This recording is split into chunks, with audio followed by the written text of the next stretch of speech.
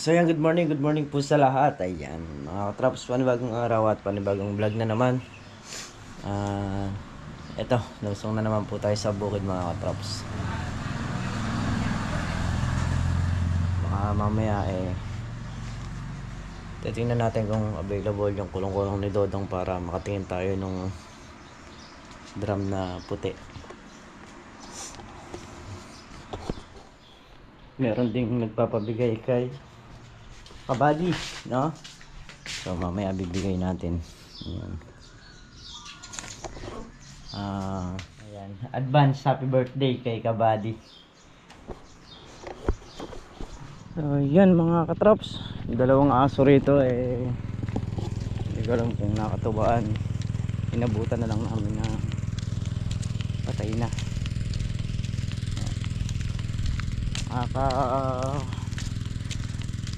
Bullshit na nakakaasar.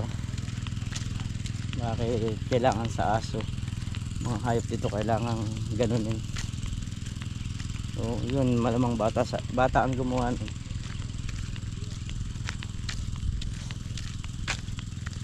Pero inaalam ko rin, meron na akong idea pagdating sa ganyan.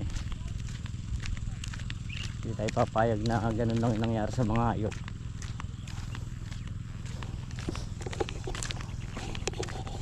Nag-aalaga tayo ng hayop para buhayin, hindi para patayin nila.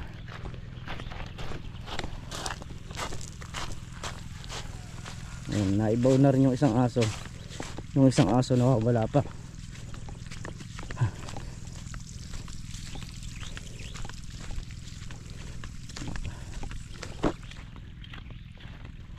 Lang muna ako rito.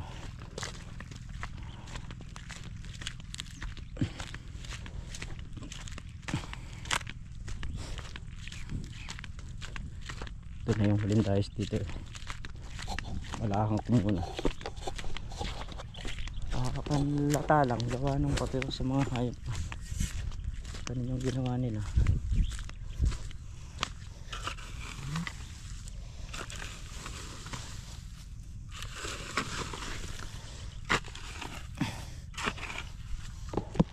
Ayan mga katrops, tapos na nga nating madiligan ito.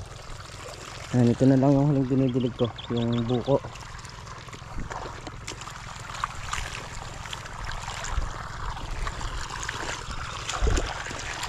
Okay na,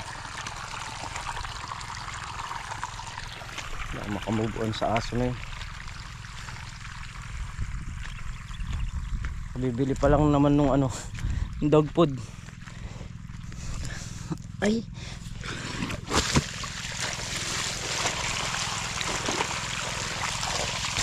bagong bili pa naman yung dog food. Ay,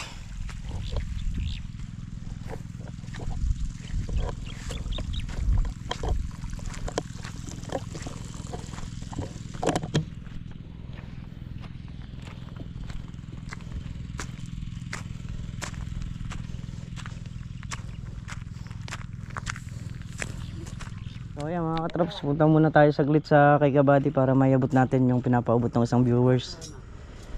Gawa nung magbe-birthday nga siya. Let's go.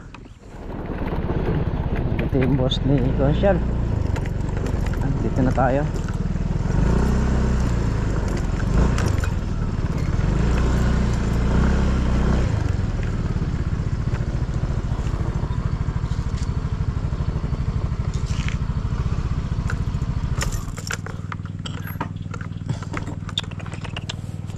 Pero yung mga kapatid nun,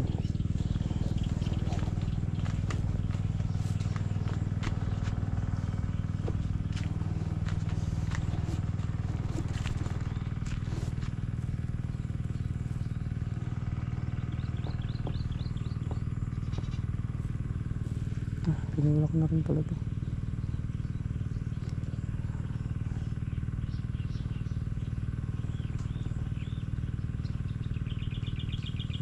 Kabady!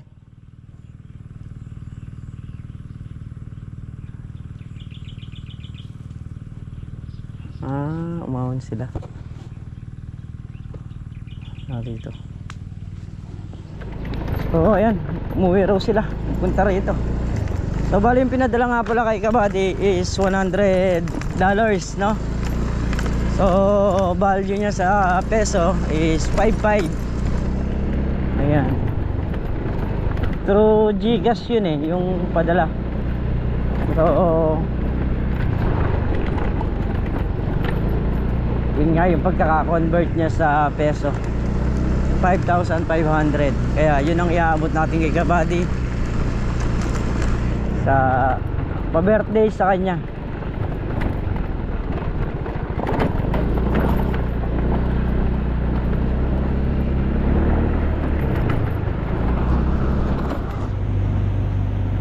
Nakapapasid. So ayan, eto na yung ano, yung sobre lang to. Ah. Ayan, pinabibigay ni Tita Lea. Sige, salamat po tita. Maraming salamat po sa birthday. Pambili raw ng Red Doors yan. Ay, pondo na kay Ate Gemma. So yan na, iabot na nga natin kay Kabady yung ano, yung pera na pinadala. Oh, babalik na tayo ng bukid.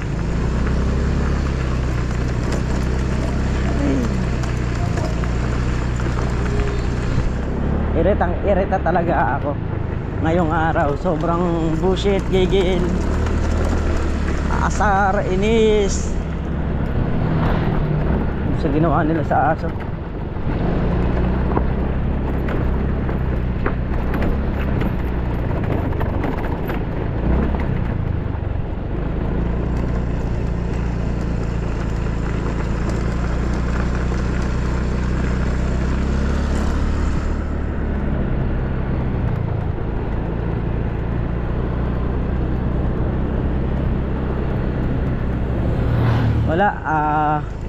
Wala nga, nawala sa kondisyon yung katawan ko.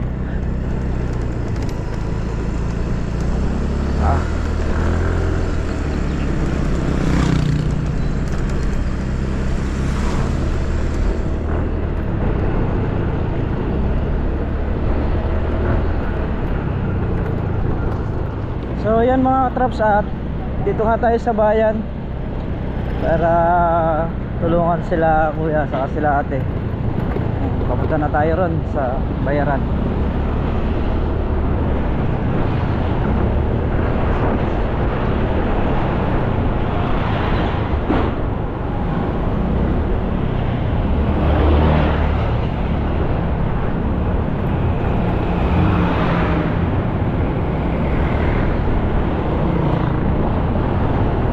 Dito na lang kasi kayo magkikita sa may munisipyo.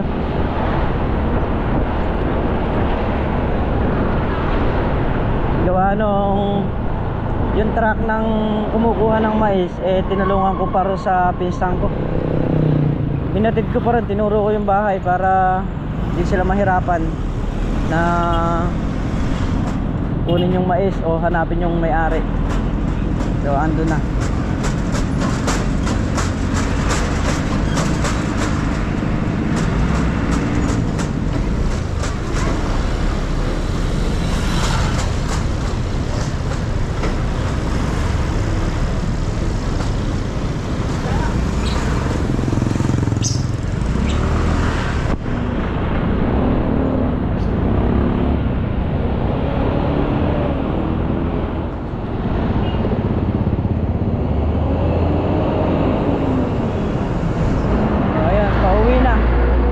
Pauwi na mga katraps.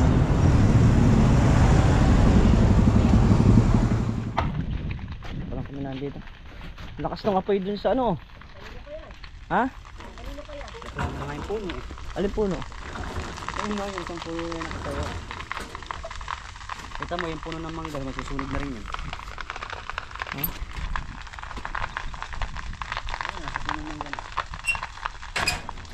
Palakad na yung apoy oh. Dito na sila.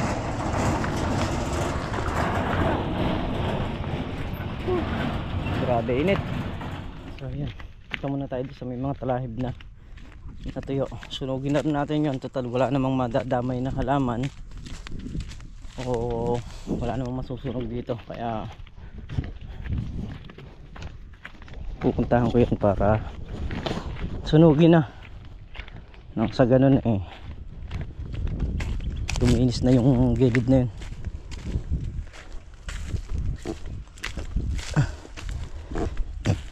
Ay.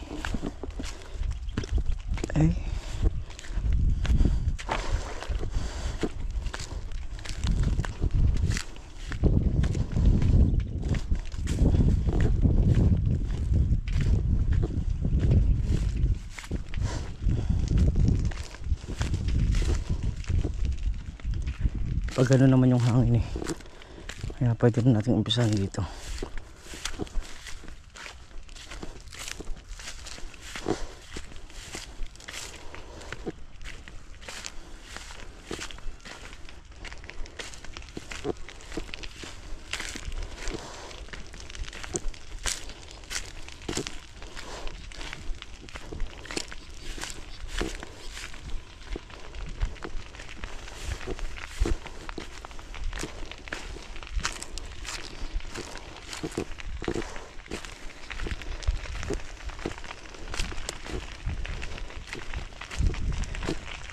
Hindi siya nagtuloy dito.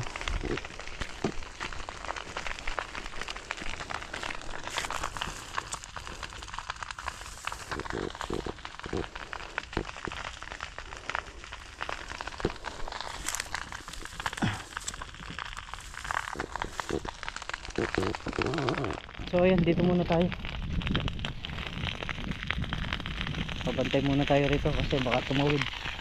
Kailangan bantayan natin para malinis na rin yung gilid na yan. Hindi tayo nangangamba baka na may ahas o ano man. Ayan, kagaya ng tignalinis.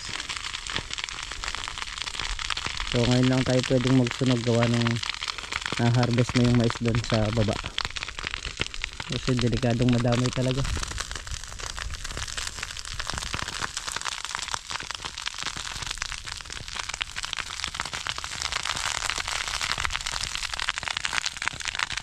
Pero sa ngayon okay na, wala nang magdadamay. So ayun, nagsunog nga tayo doon sa may talahib, sa may gilid. Hindi pa nasunog lahat, pero babalikan natin yun para masunog lahat, maipon. At yung isang ang aso, isang tuta, nakita na rin namin, so patay din siya.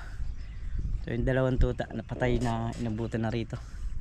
Yung isa nandito sa may baba, yung isa naman nandito sa may harap ng kubo. Wala na akong inaasahan na nakakabalik pa yung isang brown kasi inisip ko na lang kanina baka lumayo kasi isa lang nakita namin kaninang maga. So ngayon nakita ngayong tanghali lang.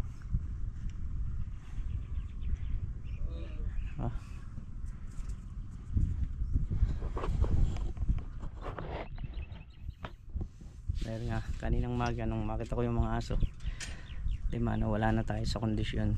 Hindi natin alam kung paano tayo magtatrabaho, pero kahit ganun pa man,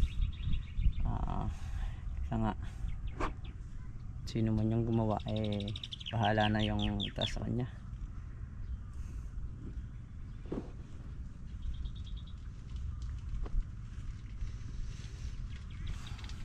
Grabe ayun, grabe rin ang init ngayon dito.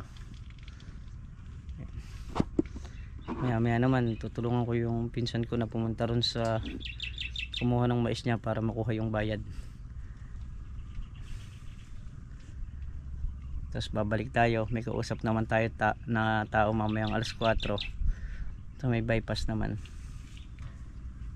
Hintay ko lang sila sir na makarating dito kasi galing nga kami ng Palasinan. Hintayin ko sila rito, tapos pagka nandito na sila, sibat na rin tayo.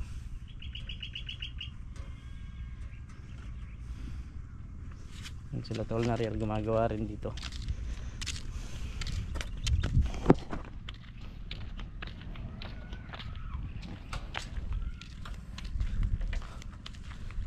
Sabi init.